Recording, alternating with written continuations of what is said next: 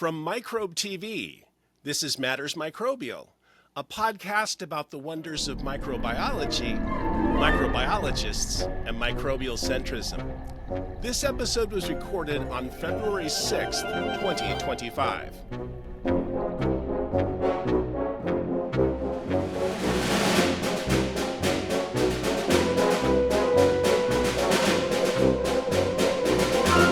Hello, Micronauts, and welcome once again to our Quality Quorum. I'm your host, Dr. Mark Martin, Associate Professor of Biology at the University of Puget Sound in Tacoma, Washington.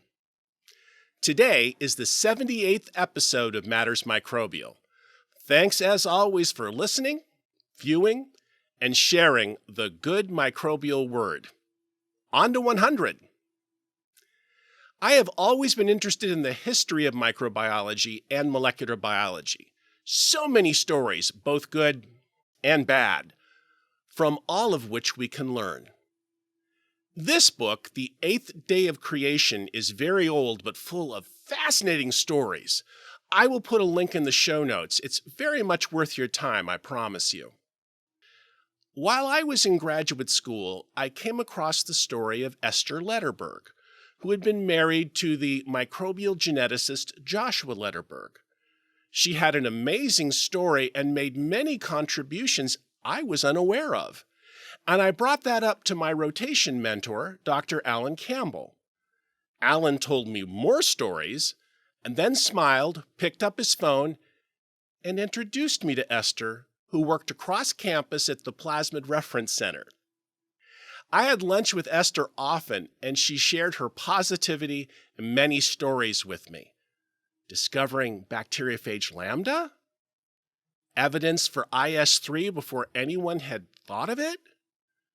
The idea of integrating F plasmids? She was there for all of it. I will say that she was a little disappointed that I lacked musical talent, but otherwise I think she appreciated my listening. Oh well. Thus, Esther became a microbial hero to me. Here is a great photo of Esther while she was trying to figure out the identity of bacteriophage lambda. My wife, Dr. Jennifer Quinn, created this lovely LuxArt portrait that I treasure. Then, Jenny created this wonderful glow-in-the-dark 3D printed item. 2 different glowing colors. So creative. By the way, this is Jenny's similar creation for this podcast.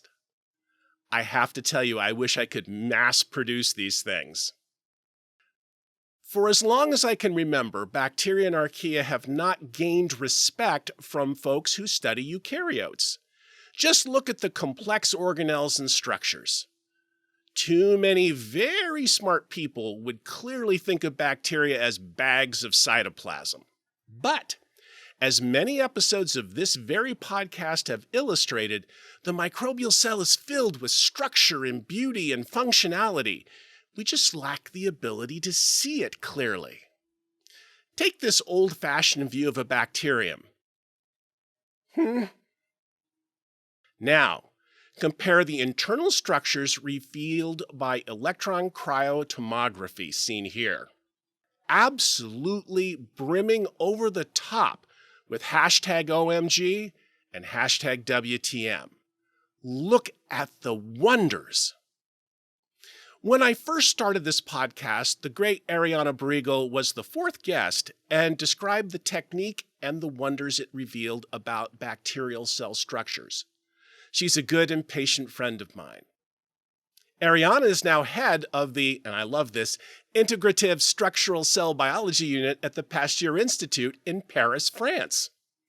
And here is LuxArt to celebrate that new position as we enter into Matters Microbial International Edition. She joins us today to describe how her analytical techniques can unravel the relationship between the awesomely cute Hawaiian bobtail squid and the equally lovely bioluminescent Vibrio fisheri. Welcome to the Quality Quorum today, Ariane. It's always so wonderful to see you. Hi, Mark. It's great to come back here. Always great. Well, I really am grateful that you're making the time for it. It's been quite a few episodes, hasn't it? It has. and they were all wonderful. Oh, listen to you.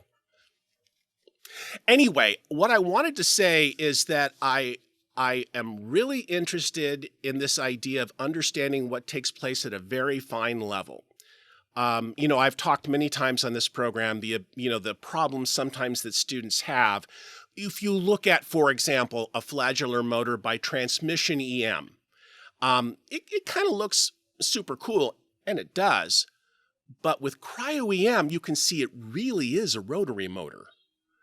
And the look on students' faces is just amazing to me. And that's just the tip of the microbial iceberg. Exactly. Yeah, it's quite an amazing technique to study microbes, and it's been quite a ride the last 20 years to see this technique evolve from a technique but where people consider it's nice pictures to a technique that allows us now to really start to understand microbes. So I think it has quite matured. And I'm excited to come back today to your podcast to not only show you what we're trying to do, understanding microbes, but now going a step further and understanding microbes in the context of the host environment. So let's set the stage or ask me questions, whatever it is, let's get to it. Sounds good. So I thought we would start to maybe explain what cryo-electron tomography actually is for those listeners who might not know. And I brought a little video for you to show the tomography principle. So if you look at this video, you can see here Mickey Mouse as our object of interest. And to do electron microscopy, you really have to transmit the electron beam through your sample of interest and create a 2D projection of your sample of interest. Now, if you look at this little video and the projection it creates, if you just look at the projection, you might not recognize the actual object that you've imaged. So you need to do tomography. So you actually need to rotate your object of interest while you shine the electron beam through it and collect a series of 2D projections with different angles of your object of interest in respect to the electron beam. So you collect this large set of 2D projections, and then you can use a computer to back project your images and create a 3-dimensional volume of your bacteria inside the microscope. And maybe go from this little cartoon example to an actual tomogram. Maybe we can go to the next movie that I brought, and it's called a tomography example bacterium. And so this is an example that I brought done in the Grant Jensen lab that I think really shows well what this technique can do. So it's an individual Vibrio bacterium. So it's a fascinating bacterium in its own right. We could talk probably an hour about it.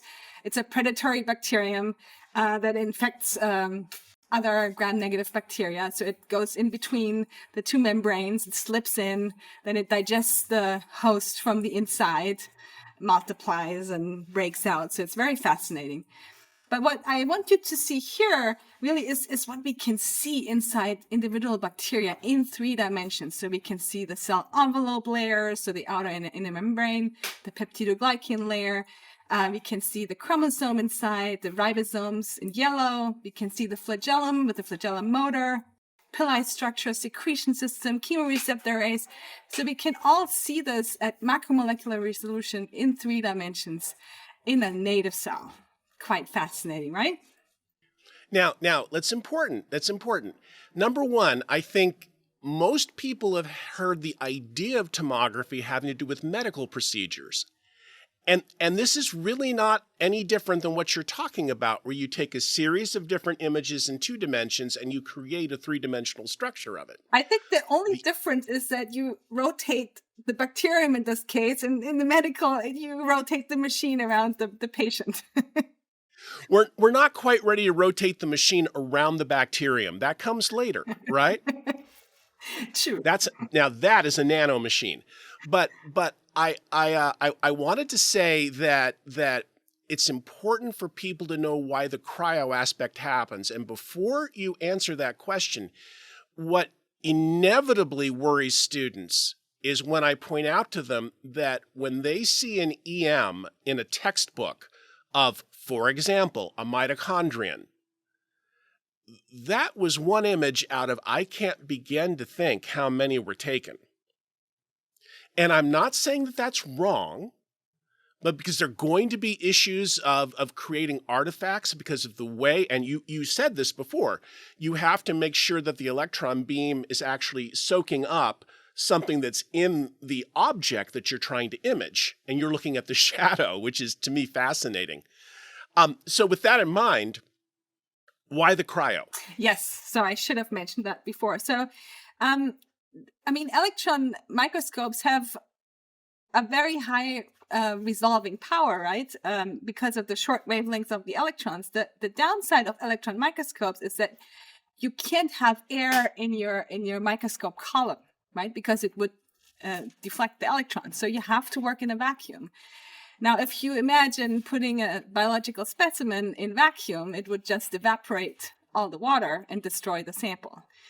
So that's why traditional electron microscopy relies on very elaborate sample preparation methods where you dehydrate your sample, you fix it, you stain it with heavy metals, you plastic embed it, you section it. And not to say that this is not a powerful method. By no means. It's been very useful and has given us incredible insights. But on the really high resolution level, it destroys the ultrastructure. And many of these molecular machines really are not preserved properly when you go through these preparation steps. So a very elegant alternative is to not fix or stain or dehydrate at all.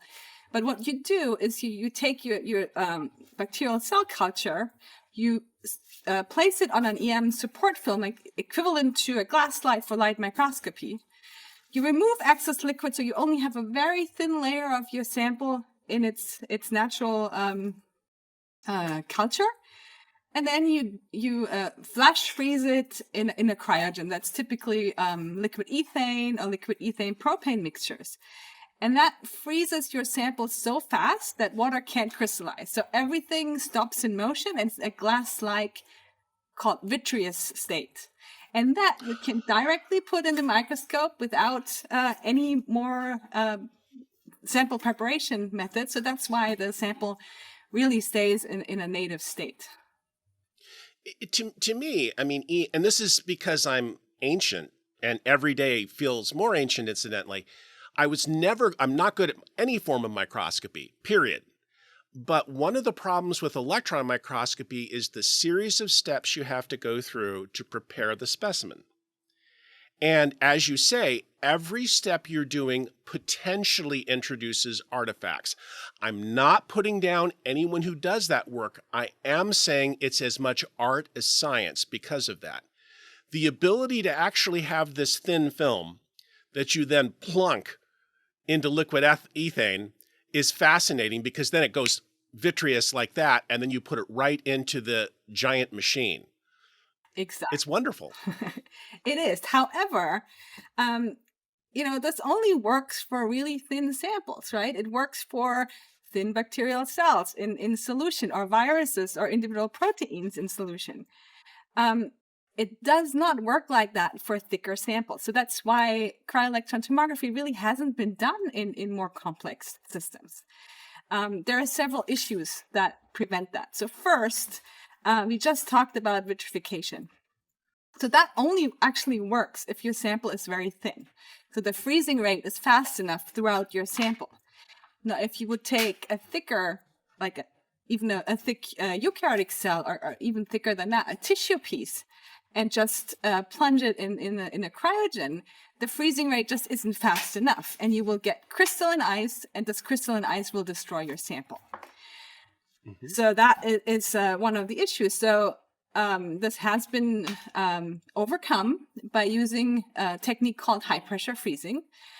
So here, you can take thicker samples, up to maybe 200 micrometer in diameter. And while you basically apply the cryogen, you apply also pressure, which prevents the formation of ice crystals, so that you can then basically overcome the size limitation. And so you can go for vitrifying thicker samples. Now, that's been around for a while. However, even if you can vitrify thicker samples, you can't just stick them in the microscope because it's too thick, right? The electron beam just can't penetrate it. So the limitation really is, a bacterial cell, even E. coli is pushing the limits of tomography. It's too thick. So for a long time, people have tried to overcome this. There was a technique called ultrasectioning under cryogenic conditions. So people have done this, but it's extremely challenging to do. It's technically very hard, and there are a lot of artifacts also that are introduced when you do that. So it was not really something that was adopted widely. But now for a few years, there is a new technique called focused ion beam milling. So this is basically a scanning electron microscope. So there where you don't look for transmitted electrons, but you scan the surface.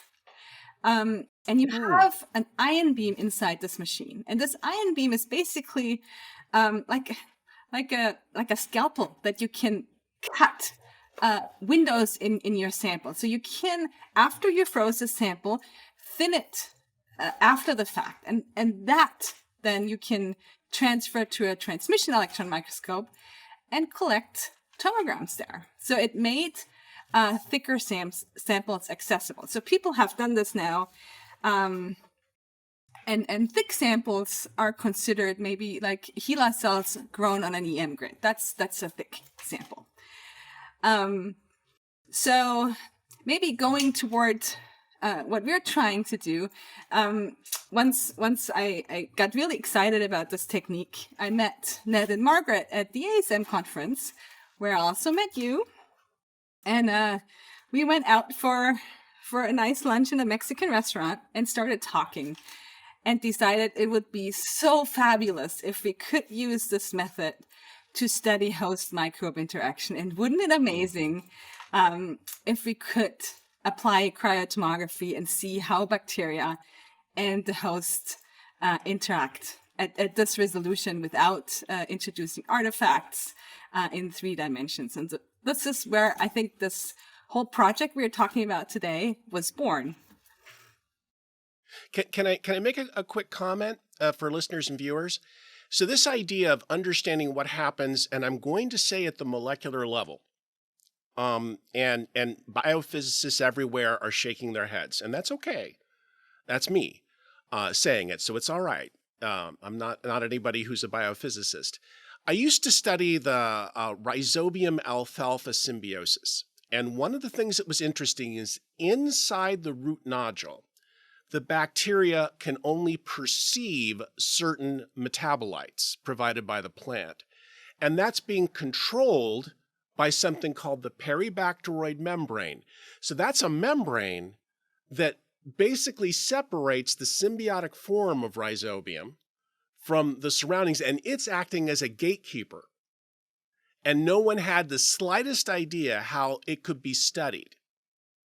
Your technique, just as you're going to be telling us with the Squid-Vibrio symbiosis, would be able to let you know what was taking place at the molecular level.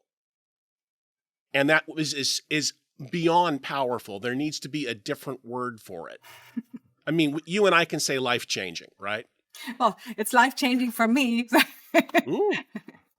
Because here's the thing. Do you know the story when the first EMs of bacteriophage happened? And I don't remember the name of the German physicist who was looking at bacteriophage virions, and he said, "Mein Gott, they have tails." Now, can you imagine seeing for the first time some particular structure associated with symbiosis? Fascinating. Yeah, and you're the first. That's a wonderful feeling. It doesn't belong to you, but you were the first to see it. Just like Leeuwenhoek was the first to see all those things using his microscope. It's no different. Sorry. Yeah, it's a wonderful world, and we have a lot to discover.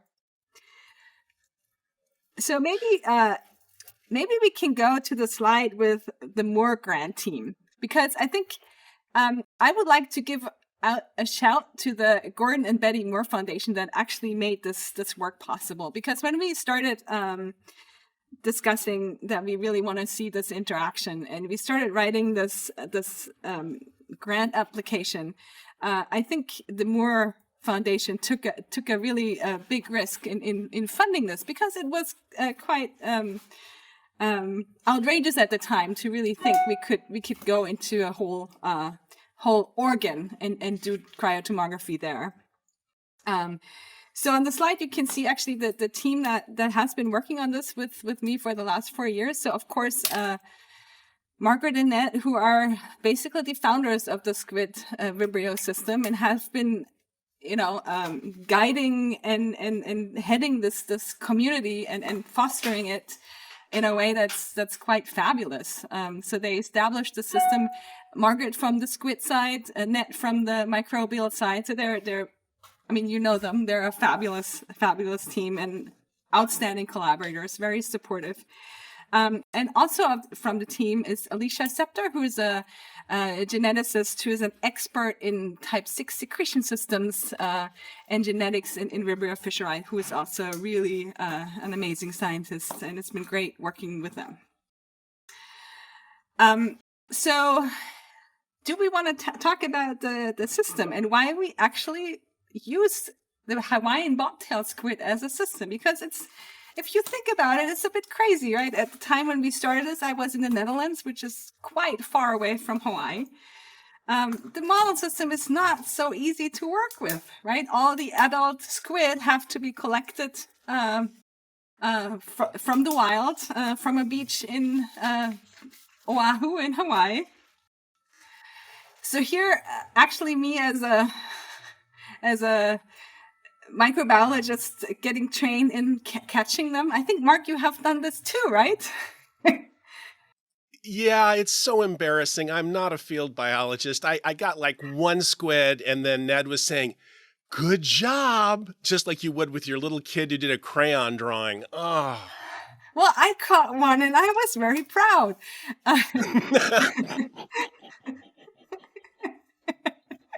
Did you have the situation where you had the squid in the dip net and you were unaware that fish were trying to eat it?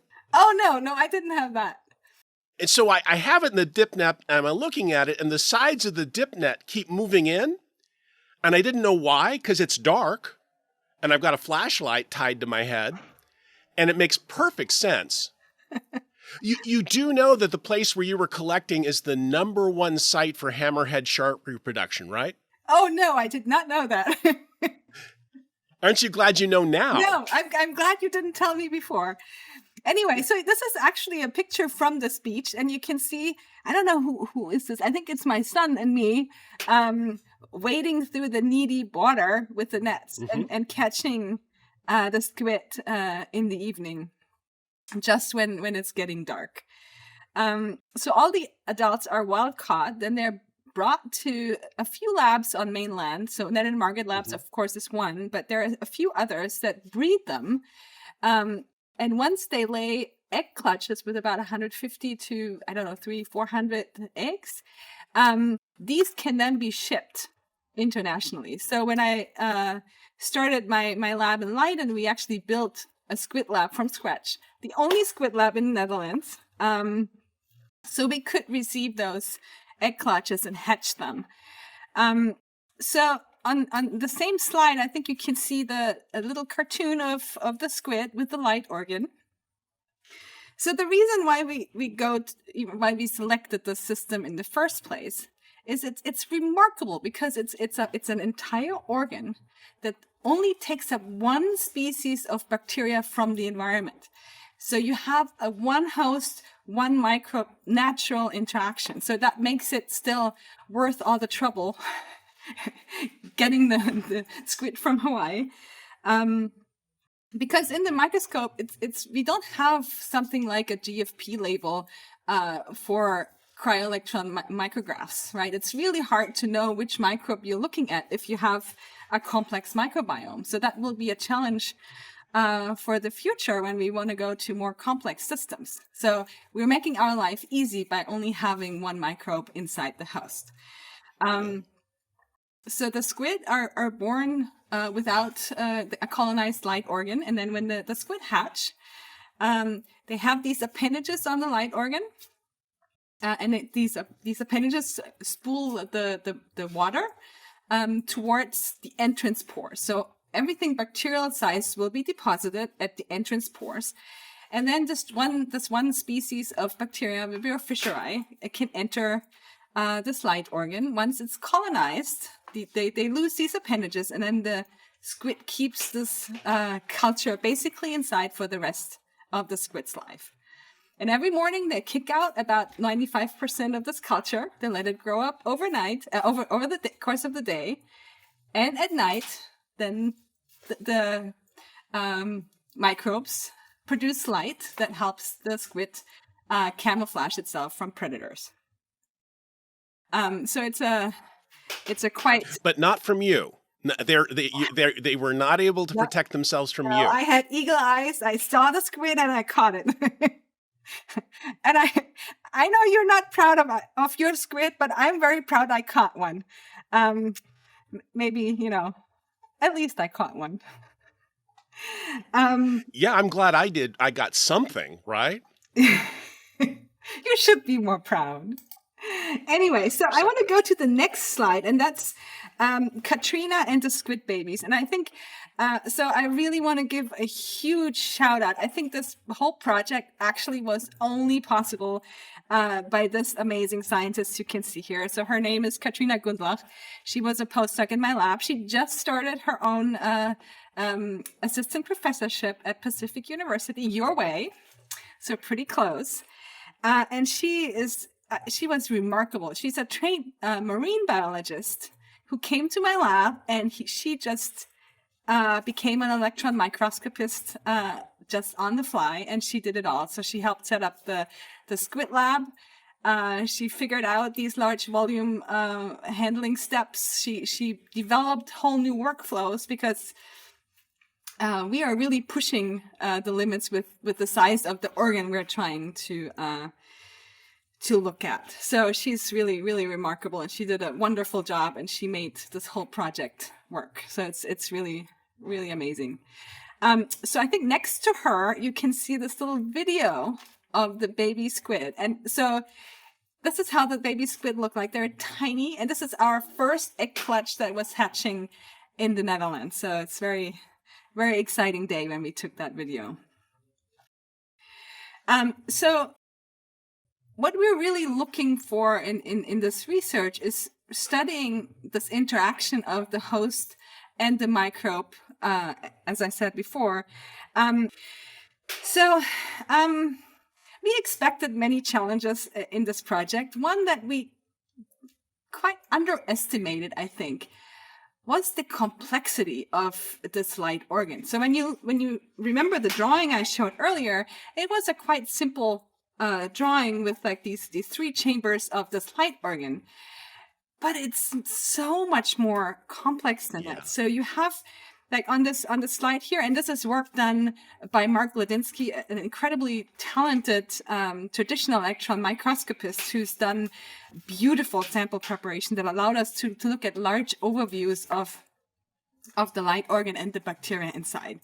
So if you look at the big picture on the bottom, you can see, these little dark rod-shaped bacteria, and you see them. They're actually lined up in a single cell layer, and it's labeled as crypt, but it's only like part of one crypt. So we had a lot of trouble understanding the context of the light organ, and we were a bit stunned how difficult and complex this architecture actually is. It's really funny when I talk about the evolution of symbioses, and I'll say we have a lot of integral symbioses that we study. Think about mitochondria. I just made that one up, but or you can say Buchnera if you want. Same principle. They've been Darwinoed down to do different things. And then I'll say And then there are these peripheral symbioses where you can study the various members and cultivate them away from one another. And I would traditionally use the Squid-Vibrio symbiosis as this example. And that is true. At the same time, the level of coevolution has been remarkable, even for this so-called peripheral symbiosis. And it's really worth thinking about. And I would not be at all surprised that you're going to find things that haven't been seen before. Well, we're just starting, but it's been quite a ride so far. But if you look at this picture, and if you imagine that, if we want to take a cryotomogram of a bacteria with the host, and you see this little boxed out bacteria here, this is about the size of a movie that we would take with tomography. You have to really target this specific spot correctly, because if you're only a little bit to the top or at the bottom of this, you will miss this interaction. And actually, our first attempts, we did not find the bacteria because we just missed the right spot of this interaction. But this traditional EM really revealed a lot of amazing things already. So we learned about the complexity of this light organ, but we also can see, which you can see in the top here, two bacteria in the context with the microvilli of the host. So you can really see the host is like stroking and touching the bacteria, but we can't really see what's happening, right? Because the preservation isn't good enough to preserve the molecular machines. But I think we can see quite a lot already. So now I want to show you how we actually try to get the sample out of the squid organ. So this is a collaboration we started with Jürgen Plitzko and Uda Schürz from the Max Planck Institute in Martinsried in Germany. So these are really the pioneers who have pushed large volume technology in the past years, and they did an outstanding work to push this forward. And I think last year they published a paper where they did this technology on an intact C. elegans worm. And if you are anyway interested in looking at C. elegans at amazing resolution, look at this Nature Methods paper that they put out, because it's astounding. It's really beautiful. So since these were the pioneers, we decided we need to work with the very best people and learn from them. So we collaborated with them. It's beautiful collaboration. So what you can see below the picture of Jürgen and Uda, you can see an EM grid. So that's, as I mentioned before, the support film for electron microscopy compared to, a glass slide.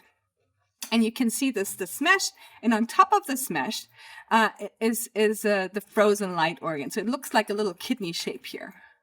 So this is the frozen light organ, and then we can take this light organ and use this focused ion beam technology. And what we do here is we cut out little blocks. Like here you can see the heart is represents the light organ. So we cut out a little block, like a block of cheese, and it will be attached to a tiny needle. And then you lift out this piece of frozen tissue. Cheese. And you place it on a new EM support grid. And then you cut off the lower part of the cheese. You slice off one slice. You can take the remaining block, transfer it over to a new position, and slice again. So you can sequentially slice a piece of this light organ. You can then polish it and do tomography. And maybe we should go right into the next slide, and that's the squid in situ. So this shows really what kind of structures you can see. And this is now not together with the bacteria. This is just plain tissue sample from the squid. But what you can see here are really structures from this squid tissue. It's like coming out of a textbook for cell biology, right? We can see nucleopore, cytoskeleton, and also we can start doing protein science in situ, right? So Uda did some subvolume averaging of higher hemocyanin. So we can really start also looking at the structures of individual proteins in there. So that was quite fabulous, but Uda and Katrina, who were just a fabulous team, they kept pushing, and now I'll show you unpublished data that's quite new. We're still analyzing it.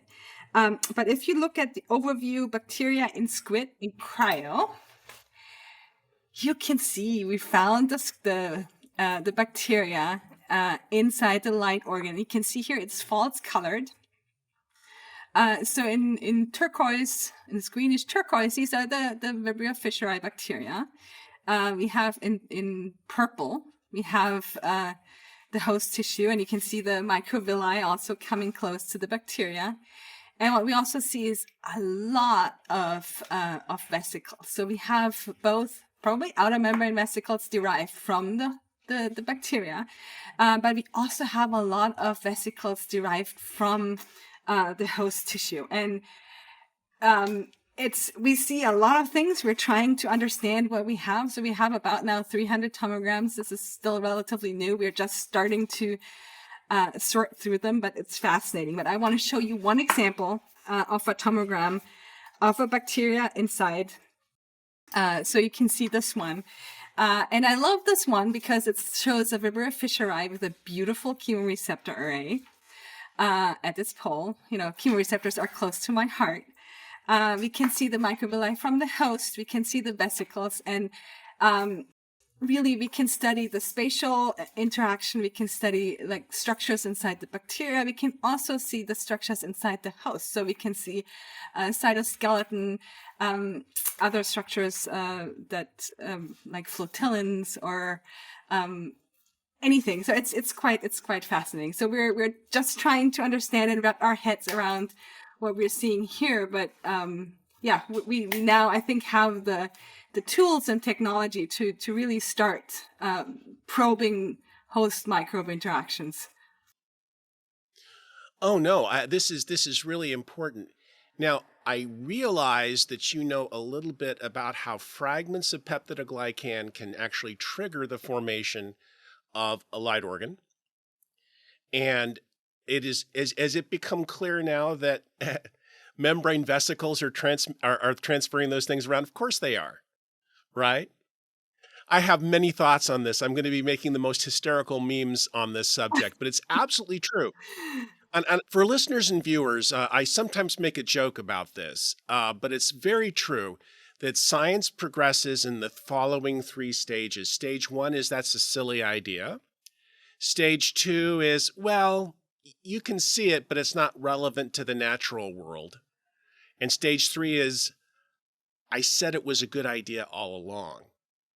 And then one of my former students, who's a fabulous physician in Los Angeles, 3 cheers, Micheline Wong, came up with a fourth one, and I came up with the idea first. We've all seen this, all of us. So the whole thing is that I remember when membrane vesicles were thought to be artifacts, then they were important for gene transfer, and now we see that what they really are is they're the equivalent of some kind of transiting vacuole carrying cargo, but outside the cell. And what I like about this is it's very clear that there's communication in two directions, which had to be there. It has to be that way, but it's nice for you to be able to see it. And this is just remarkable in so many ways to think about. And the only advantage of growing old is you watch these things develop a little bit and get a good context to it. What exciting work to think about. It's like little messages in the bottle, right? It is. And it's funny because I've actually had this conversation. They'll say, well, it's just whatever's in the cell. And I said, do you know that? And then they get really restive with me, like, why would I say something like that? Because it's not true. There clearly is, just like the gold. Where do you think the Golgi learned it, right?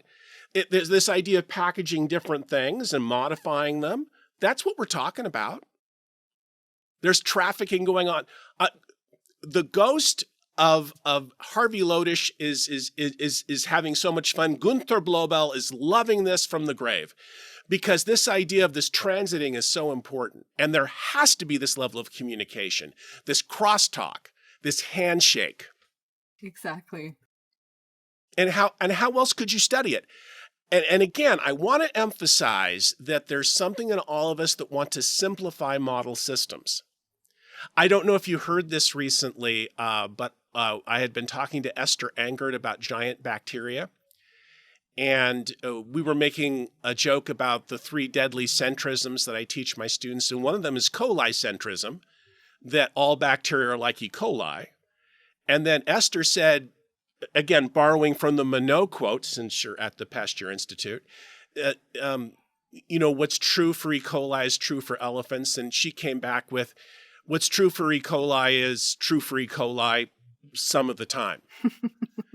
And that's absolutely true. The level of sophistication that we see in what's going on is just amazing.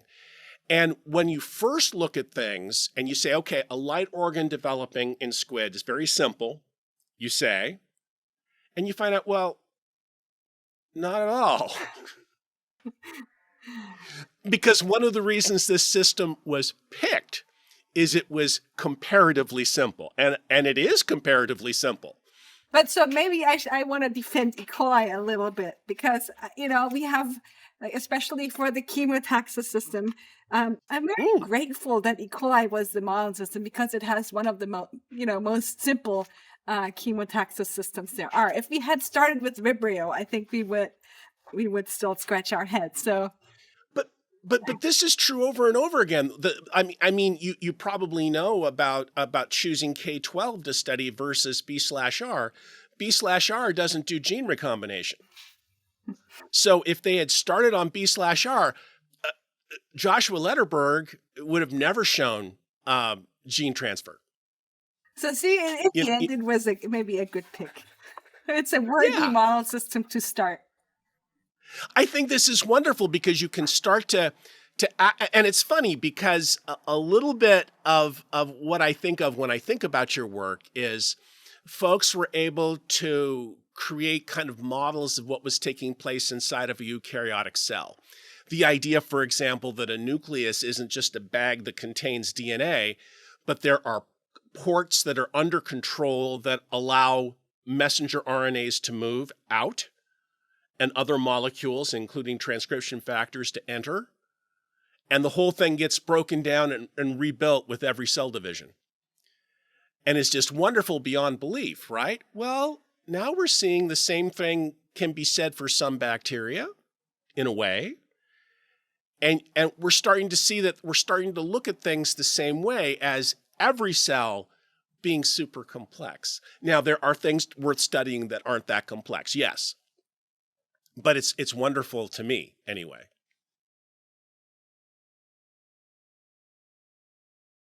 So what's next? Well, I think what's next? I think next is to go to more complex systems. Of course, we want to move toward, microbiomes that are more complex, maybe something that resembles a human microbiome, which is, of course, very challenging on many levels again. But,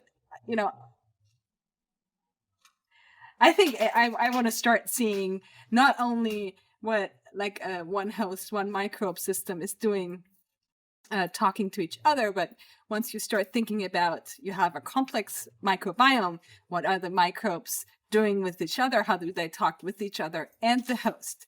And then you throw viruses and fungi and phages and all of that in there, and then see really what's happening in a real microbiome system. I think that's that's a dream, still long way away, but I think we're moving toward starting to look into that. So when you look at the little pockets in between intestinal villi, not coincidentally, those are called crypts. And they have all kinds of structures involved there that people have studied, the Paneth cells in particular. And they're under certain levels of control to recognize, I hate this term, but you know what I mean, friend versus foe. That is to say, the organisms that have co-evolved versus ones that have been invading for whatever reason. So even though it wouldn't be as complicated as the gut microbiome in general, I'm wondering if the constituents you would find within those crypts of the intestinal villi might be worth looking at. I think they would. But I also think, so we're also thinking about really, not going into the human microbe right away, but there are beautiful, more in vitro systems, like think of organs on a chip that you can start looking into. People laugh about organs on a chip, which sounds pretty funny, but you don't mean organoids, though. So we're also thinking about organoids, but they're also not so straightforward to work with. And I think actually many labs are really interested in looking into organoids. The problem is that they're very heterogeneous. They have different sizes, different shapes. Whereas I think these organs on a chip, I think an easier starting system, because they're more similar when you have sequential cells grown on a very support that is you have the identical dimensions to develop your workflows, if that makes sense. But I think organoids are also, I think, very, very exciting to look into. Ariane, I'm wondering if the cryo-EM approach could be used to study the way that disease-causing bacteria, Arturo Casadevall doesn't like it when I say pathogen, and he's right, disease-causing bacteria interacting with human cells. Are there particular examples of such associations that you think would be amenable to study with your techniques? Yes, absolutely. I think so. From my own lab, we're also looking into mycobacterial infections, seeing the life cycle inside of cells. So, looking at those. I think other labs are pursuing other pathogens, like, for example, salmonella. What else? So we're particularly interested also in pathogens like Vibrio cholera, so a relative of Vibrio fischeri, which we've been studying for many years in the context of a zebrafish. Yes. Also, Pseudomonas infections, I think, are quite interesting to look at. But really, the stage is wide open. You can pick your pathogen, and I think you can start using this technique. I think the main limitation is not anymore that. So we now know it's possible, right? We could show we can do this, but it's really technically still extremely challenging. So I think what needs to happen in the next few years is to streamline this workflow so that not experts also have access to it. And I think once this is a bit more established, then really the biologists can start using this technique and go more into detail, and then you pick your pathogen of choice. It's so funny. A lot of this reminds me of I had a colleague many years ago who did atomic force microscopy. And we used that to look a little bit at bacterial cell surfaces. And it was, for her, it was funny because she was looking at individual molecules, and I'm looking at these huge structures. And yeah, you could find out interesting stuff. Exactly. Yeah. You were talking a little bit about earlier about artifacts. And we just released today a podcast with Laura Williams about predatory bacteria. So we were just talking about Vibrio and like organisms. And it's really interesting to me because there was I'm not going to quote the paper, but there was an unusual observation that was made by EM. And then a bunch of people in the field jumped on that particular observation and said that couldn't be taking place. And it became very quickly unpleasant. And it all had to do with the difference between an artifact and an actual observation. And I got when I say this, it is not false modesty. I am nobody important. But when I got roped into that a little bit, what I simply said is you have to define what you mean in each case. And so if you think we have to beware of artifacts, what is your solution to it? And I think that's important. And I'm quite sure that you will see similar sorts of arguments with some of the things that you might observe on cryo-EM. Like, is that genuinely real? I will tell you, I have students, when I show video like the one you showed of Lederberg, and they're going like this. And then they say to me, is that real? And then I'll say to them, you accept all of the figures in your textbook without asking that question. You might want to ask yourself why it is this is bothering you. And it all comes down to the fact that you can actually ask questions, you can make changes, you can see how they change as a result. And I think that you touched on something that's really important for listeners and viewers to think about. Some systems are hypercomplex, and I've often said that neurobiology, ecology in general, these are hyper-complex subjects in reality. Ecologists don't like it when I say it, but it's really true. When you look at ecological interactions, there's so many different moving parts. It's not really possible to look at them all for now. But I didn't think we'd be able to do some of the stuff that we do with computers. 20 years ago, I didn't think we could do it today. So who knows? We might be able to master all of those things, but I'm still stuck with one change and how does that impact things? That's kind of where my brain is sitting. But this is beyond wonderful, and the images you show are just remarkable. Thank you. Yeah, it's amazing. I mean, I've been doing this for a very long time, and I'm still I can't wait to see the new data that my students and postdocs produce. It's still it hasn't lost its fascination. I have a cartoon of this out in front of my little lab down the hall, that there is really no feeling better than to have seen something for the first time that no one else has seen. And it isn't an ego thing. It's just that you got to see it first. And again, it takes us back to Leeuwenhoek, the idea that he was the first person to have actually seen some of those things because of his ability to make those lenses. There are very few things like that in life. And I think all of us, especially in the microbial sciences, we can make observations that nobody's ever reported. And are they important? I can't answer that question, but you were the first to see it, and that's kind of cool. I think, it's kind of cool is already a good argument for it. Maybe not good enough for our funding agencies, but I understand funding agencies on that subject.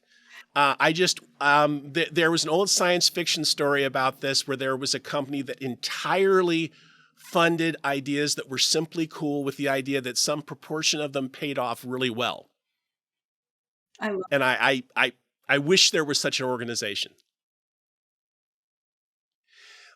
I would say to you, Ariane, that you have changed from Leiden University to the Pasteur Institute. Do you think you spend a couple of minutes about how that happened? I'm not asking anything personal. Of course. Yeah, I've been at Leiden University for quite some time, right? 9 years. But it was time for a change. I mean, the Pasteur Institute is just, I think, scientifically, exactly what I want to do in the future. So the host pathogen interactions, host microbe.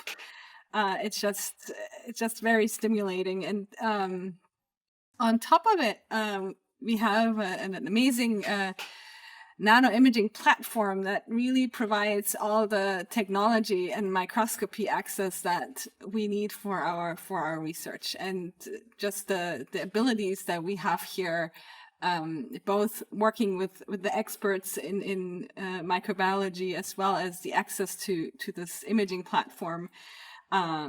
It was too tempting. So we decided to move here. Luckily, most of my lab decided to move with me. So it's been quite a fun transition to Paris. Let's see. We'll move from Leiden to Paris, right? Yeah, it's been an interesting challenge, but I think everybody is still in good spirits, which is great. And we started imaging our first bacteria already and got nice data, so we're very excited to be here. Well, it impresses the heck out of me. I was thinking about you. Boy, I have to make a note to put this in the show notes too. A person who was really quite a famous microbiologist, Julian Davies, passed away the other day. And I'd had several meetings with him. He always treated me just wonderfully, took me to lunch, listened to me, told me great stories. He was hysterically funny. And I was thinking about him, so I read his annual review kind of autobiography that people would do. And he just kept moving from place to place to place to place. Wow. And no, it was like about every 6 or 7 years. And impressive. I think that that's wonderful. It gives me anxiety to think of moving. No, and you're not wrong to feel anxiety. A lot of people like things to be set, and I appreciate that. But I will say that it's funny, you know, after you've been in one institution for a long period of time, what comes next that gets in your mind. And so seeing people do really interesting and exciting things is very inspirational. So I really appreciate you spending some time with us today. Thanks for having me. And yeah, and I have to tell you, the first words out of Jenny's mouth is, when are we going to Paris? Yeah, please come. Yeah, I'm just thinking about this. First off, there's probably the French government has a rule against me. I'm quite sure. But actually, I don't know if you know this, but a lot of French scientists studying rhizobium liked me, and I didn't know that until they visited my lab when I was in grad school. And I was feeling low on myself, and they would come in and really say good things to me. So I actually have really nice memories of French scientists. Oh, see, you have to come. Yeah. And then my brother said, yeah, you're popular in France, like Jerry Lewis. And that was not a very, that was my late brother. He would take me down a couple notches. I want to wish you and your family and coworkers the very best. It is always so wonderful to see you. Thank you, Mark. This has been Matters Microbial, a weekly podcast about the wonders of our microbial world and the people who study it. You can send questions, suggestions, or comments to me at mattersmicrobial@gmail.com. Show notes from today's episode, with awesome links as always, can be found at microbe.tv/mm. If you like our work, please consider supporting us at microbe.tv/contribute. I'm Doc Martin, and you can find me in the biology department of the University of Puget Sound in Tacoma, Washington. Dr. Ariane Briegel is professor and head of the research unit Integrative Structural Cell Biology at Institut Pasteur in Paris, France. Many thanks to David Renata for superb editing and Reber Clark for the wonderfully quirky music. I hope that you've all enjoyed being part of our Quality Quorum today. See you next time on Matters Microbial.